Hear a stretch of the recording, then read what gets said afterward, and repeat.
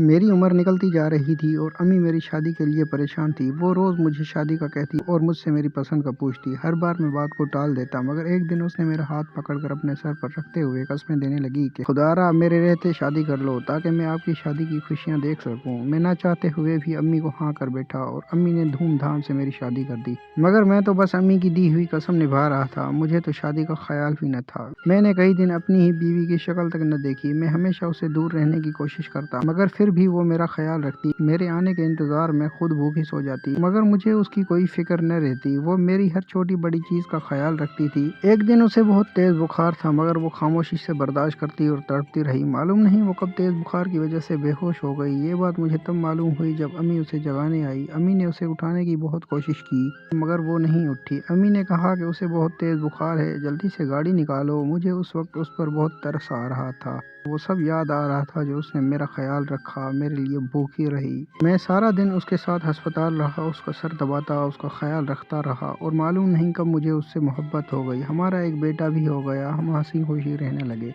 मगर हमारी खुशियों को शायद किसी की नजर लग गई। वो मुझे हमारी बेटी सौंप कर इस दुनिया से चल बसी। अब मैं उसकी याद में, उसकी निशानियों के सहारे हमारी औलाद के साथ अपनी जिंदगी गुजार रहा हूँ, और वो मुझे ये अमानतें सौंप कर हम सब से बहुत दूर चली गई।